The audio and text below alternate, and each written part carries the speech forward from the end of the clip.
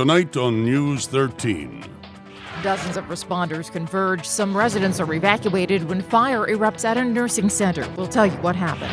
A West Hazelton man is behind bars after he violently sodomized his girlfriend right here in Hazel Township. I'll have that story. A bill that would allow bars to have small games of chance is headed to the governor's desk, but not every bar is on board. I'll have that story. This is News 13 Now. Good evening, everybody, and welcome to News 13 Now. I'm Kathy Bazinski. Some frightening moments on a bitter cold day as residents from an area nursing home had to be evacuated while fire crews worked to clear smoke from a fire that started to fill their building. Hazel Township Fire and Rescue worked to ventilate the first and second floors of White Building at the Mountain City Nursing Center after it caught fire and started smoking. Responders say stopping the fire was an easy fix once the maintenance department cut the power to the unit. The bigger problem left behind was the heavy smoke on the first and second floors of the nursing and rehab center. Nobody was injured, and staff members quickly evacuated residents from their rooms and placed them in a safe area. Staff immediately removed all the residents from their rooms and put them in a safe area in the mainstay of the building. We begun ventilation, and at this point, that's where we are right now. There was no reported injuries as of this point. However, we just begun ventilation process, so it may take a few minutes until we clear out the smoke on the upper floors because the window's only open 2 inches. Mountain City Nursing holds fire drills on a regular basis so residents and staff know what to do in case of an emergency. Several units and medical providers, including APTS, responded to that fire. Well, it's a party drug called Molly, and a West Hazelton man says he was high on it when he savagely sexually assaulted his girlfriend. He's in custody, his girlfriend recovering in the hospital. And as Christina Papa tells us, counselors say the incident isn't as shocking when you understand the nature of the drug. This West Hazelton man, 30-year-old Emmanuel Paulino, is in custody after he admitted to violently sodomizing his girlfriend with his fist while under the influence of drugs Tuesday morning. That's when Hazelton State Police were called to an apartment here in Hazel Township. They found Paulino's 27-year-old girlfriend with a badly bruised face and bleeding from her torso. The victim told police she agreed to have sex, but Paulino, quote, freaked out, grabbed her by the neck and brutally sodomized her with his fist, tearing out a piece of flesh that doctors say was a piece of stomach tissue. According to police reports, the assault came to a stop when her children came into the bedroom. Neighbors are shocked and disgusted by the assault. I'm sad. I'm sad to hear that because, the children didn't need to see that. And what scar will that give to them child? They're going to have to get some kind of counseling to get over this. The victim suffered internal trauma and was flown to Geisinger, Wyoming Valley in Plains, where she underwent surgery. This world is not pretty the way it is already. Anybody that does do drugs isn't in their right mind in the first place. Court papers say Paulino admitted to taking 6 doses of the club drug Molly before the incident. Molly, which is also known as MDMA, is considered a pure version of ecstasy. Jeannie Stapleton of Pathway to Recovery Counseling says if Paulino was under the influence, it could have impaired his judgment and intensified his behavior. So sometimes a person can feel peaceful and increased sexual arousal. It allows the person to become more in tune with their senses, sense of touch, smell, seeing, hearing, things of that nature. While MDMA is considered the purest form of ecstasy, Jeannie says it's very rarely pure. Paulino's aggressive behavior may have been caused by another drug or other factors completely. Oftentimes, MDMA is cut with other types of drugs, things such as aspirin or cocaine or methamphetamines or sometimes even bath salts. Paulino is charged with rape, involuntary deviant sexual intercourse, and aggravated assault for headbutting a state trooper. The judge said he was a threat to society and set his bail at $250,000. Christina Papa, News 13, Hazel Township. Well, they're supposed to be the eyes in the sky discouraging crime, but business owners are having some problems with the surveillance camera system installed 2 years ago to protect their stores in Hazelton. Hazelton city administrators say that technicians are working to fix the problems with the surveillance cameras, which were installed all around the city back in 2011 after business owners pointed out problem areas near their locations. Today, Mayor Yannuzzi told News 13 there have been issues with the wireless cameras since they were first installed. The problem stems from faulty relay stations set up throughout the city and then helps send signals from those cameras to City Hall. City's also working to install several more security cameras in the area and recently awarded a contract, and the vendor will begin work on the project soon. Camera price falls within the estimated price, and there's only one bidder. You can award it. HUD has now recently, just last week, came back and told us they agree we can award it. So we're awarding it, and hopefully we'll have cameras installed. The mayor says the city has been working with a company who installed those cameras 2 years ago and are trying to get the system back up and running as it should. Well, for years, the state has cracked down on bars that have allowed poker and slot machines that paid out winnings, but now that's about to change. A new law allows taverns to offer small games of chance. But as Matthew Petrillo tells us, not all taverns are on board. Richard Burmeister has owned the 901 pub in Foster Township for almost 3 decades, and for years he hoped state lawmakers would allow slot machines and other games of chance in his establishment. He thought his dream was coming true. The state Senate sent a bill Monday to Governor Tom Corbett. The governor is expected to sign the bill soon. It would allow raffles, pool tab games, and daily drawings.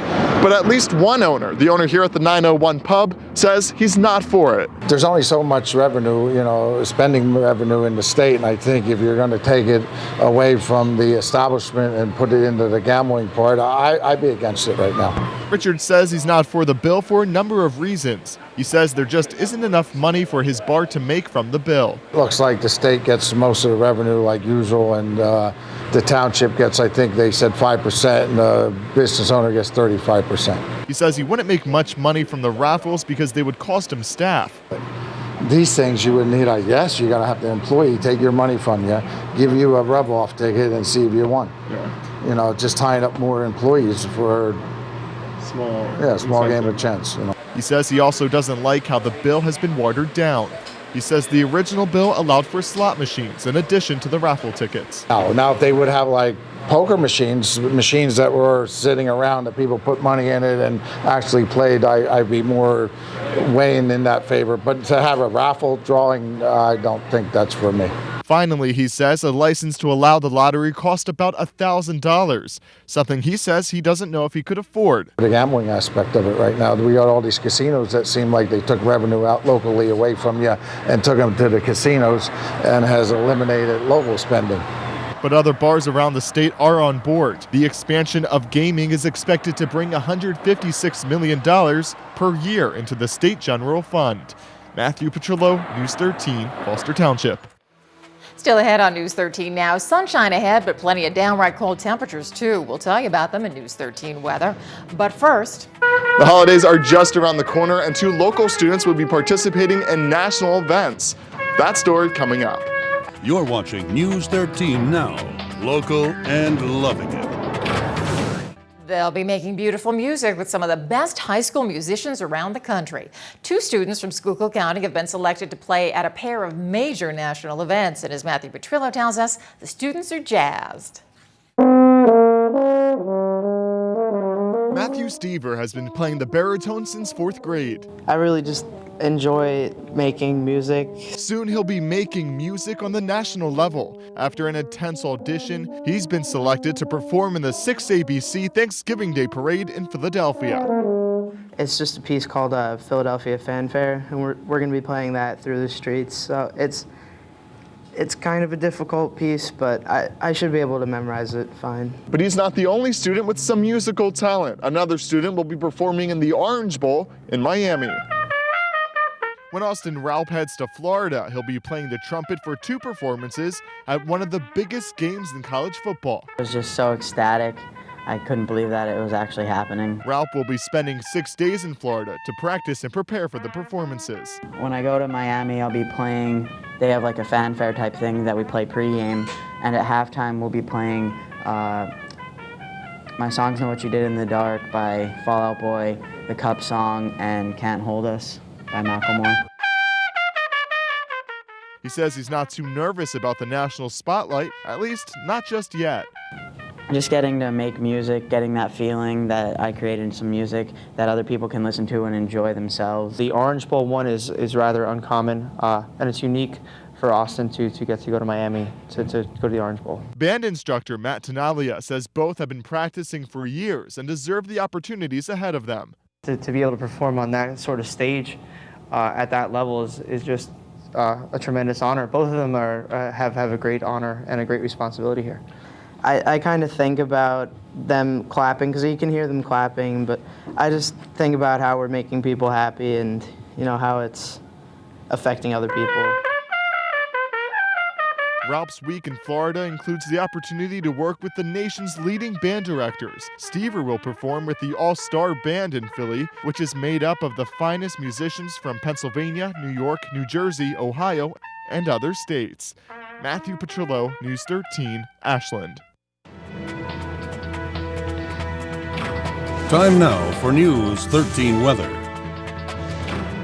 In tonight's weather shot, we are local and loving it, flying high above the Mountain Valley Golf Course and Locust Lake in Schuylkill County with a little help from our friends at Bright Sky Aviation based at the Schuylkill County Airport. And it is a beautiful day for a fly. Checking the National Weather Service radar, nothing to see here, and that's the way it's going to be for the next day or so. But clear skies also mean cold temperatures. Here's News 13 weather from the National Weather Service for Greater Hazleton for tonight. Partly cloudy with a low down to 25 degrees. Then for Thursday, mostly sunny, high up to 43. Cloudy at night with a low down to freezing. On Friday, cloudy with a chance of showers, a high near 48 degrees. Showers will be likely at night, though, with a low around 37. For Saturday, it's going to be cloudy and breezy with rain and snow showers, a high just getting to 41, and scattered snow showers during the overnight with a low around 23. And for Sunday, partly sunny and cold with some of those scattered flurries, a high only getting to 28 degrees. Now heading to Schuylkill County for tonight, partly cloudy with a low around 25. Then for Thursday, increasing clouds, high up to 46 degrees. It'll be cloudy at night with a low down to 33. For Friday, mostly cloudy with a chance of afternoon showers, the high reaching 49, but a chance of showers continues at night with a low down to 36. And for Saturday, cloudy with a chance of showers, high of 43, some scattered snow showers during the overnight, and it'll be cold with a low bouncing to 23 degrees. And for Sunday, partly sunny and cold with a slight chance of some snow showers, a high near 31 degrees. Well, some Girl Scouts from Greater Hazleton visited a local Crime Watch meeting to thank one public servant for all he and his department do for the community.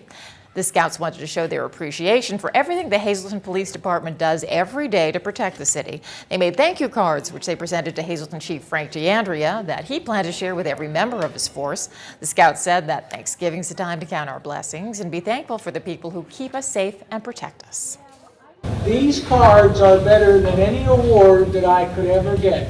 Our girls decided they wanted to make thank you cards to honor the chief because without them and his co-workers, things would be far worse. They do a lot for us, and they do a lot for our city, and if you need their help, they come. The kids look up at him, look at him like he's a hero, like he's the one who's doing everything in the community, the person that, they're gonna see every day in the street, a person that they can come up to and they know that they'll be safe. Because these cards are what reminds me of why I do what I do.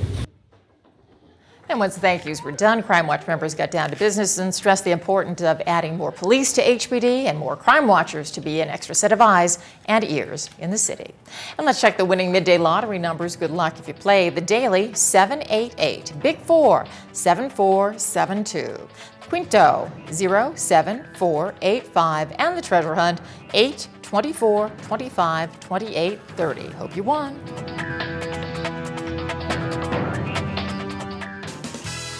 Good evening, everyone, and here's tonight's Talk of the Town report. First tonight, the Hazleton Art League is celebrating the holidays by inviting the public to an exhibit, a 5 bands for $5 concert, and its annual holiday event called Winterfest. From November 22nd to December 15th, the exhibition Reflections, Experiments, and Thoughts will be on display at the gallery. November 30th, the gallery will host 5 bands from 6 to 11 p.m. And on December 7th, from 10 a.m. to 3 p.m., the League will present Winterfest at the Good Shepherd Church Social Hall. For more information about any of these great events, please call 570-453-1337. And finally, Save the Cherubs fundraiser will be held Saturday, November 23rd from 10 a.m. to 3 p.m. at St. John Bosco's Church in Cunningham.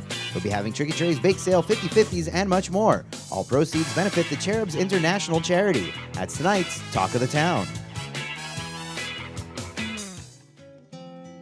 News 13 would like to send sincere condolences to the family and friends of these recently departed. John L. Bugda of Hazleton. Services will be held at the convenience of the family and under the direction of the Firo Funeral Home.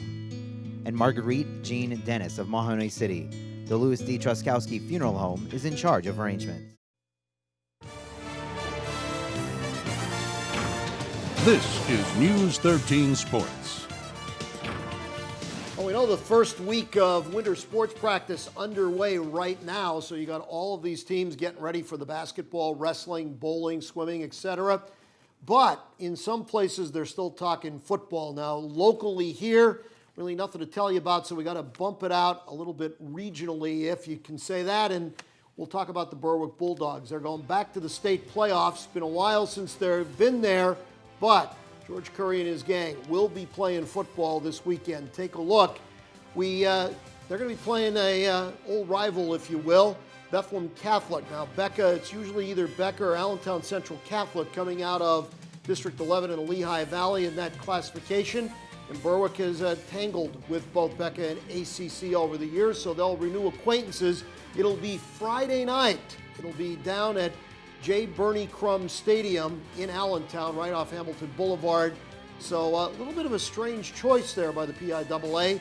I mean, Berwick's got to travel, well, close to an hour and a half to get there. And of course, Bethlehem Catholic going to take the short trip over Route 22. Should take them about 15 minutes or so. But anyhow, that's the venue. You could see it, 7 o'clock right there. Now, while the high school stuff winding down as far as all of those fall sports with very little left, winter sports still to come. Let's take a look at the pros and what's going on right there. The New York Knicks continue to really scuffle early on in the season, and despite Carmelo Anthony lighting it up for 25 points, Knickerbockers went down to Detroit last night. Islanders didn't have a good night either. Toronto beats them 5-2. Speaking of 5-2, Philadelphia beats Ottawa. Well, that's at least one team we know they can dominate. They're having problems in the early going with just about everybody else, but Ottawa now been a victim twice within 10 days for the Flyers. Boston, meanwhile, 2-1 winners, edged the New York Rangers in Manhattan last night. As far as what's going on today, Knicks got to jump right back at it, and they got their hands full. Indiana coming in the Garden. They'll put the hardwood down over the ice. Meanwhile, National Hockey League, you got Washington skating at home against Pittsburgh, and the New Jersey Devils and Anaheim Ducks will be skating out on the left coast. And closer to home, the Wilkes-Barre Scranton Penguins are in action, unfortunately not at the arena, so you got to tune in on the radio and follow it tonight. Pens up in Rochester, puck will drop 7:05. Well, whether it's a new pup or a longtime family friend, training your dog can be a long, frustrating process. But now you've got some help in Greater Hazleton. As Samantha Galvez tells us, there's a new class where anybody with a passion for paws can get some advice. Stop. Good girl. Did she get praised for it? Turns out you can teach an old dog new tricks. Dog trainer Michelle Rhodes says that she has never met a dog that she couldn't train, young or old. There has never been a dog that I could not train, that I could not help. It's usually the owners that have been hard to handle, but their dogs were willing to learn. In all her classes, Michelle stresses the 3 Ps of dog training: persistence, patience, and praise. Achieving these is the ultimate secret for success. But there's no dog that doesn't want to learn or that can't be helped through just a simple basic obedience class. I've had so many people come to me and say, you know, at the end of the 5-week course, they're just amazed. Oh, just general obedience. We just want to try to be able to take them out and have them behave in public. One common misconception Michelle says is that small dogs are more likely to bite than bigger dogs. She says bigger dogs are better about giving a warning sign before attacking. Look for things like when a dog stiffens its body, it isn't happy. It also may give you a death stare if it feels threatened. If you notice these, take a moment to reassess and take a step back. I think it's important that if you have a well-behaved dog, when people come over, they're not jumping on your family and your friends. If you go somewhere, it's nice to have a dog that you can take anywhere, that will sit next to you politely, will greet people politely, is okay with other dogs and not flipping out. Because if you have a well-behaved dog, you're more likely to take them everywhere with you. If your dog does not behave, you can't enjoy him. That's all there is to it. So the better behaved our dogs are, the more we can enjoy them, and that's what we're trying to do. Each trainer is given a little bit of homework after each meeting to help the dogs further their progress throughout the week. For more information on how you can sign your dog up for obedience training, you can call Michelle at the number on the bottom of your screen. Samantha Galvez, News 13, Hazleton.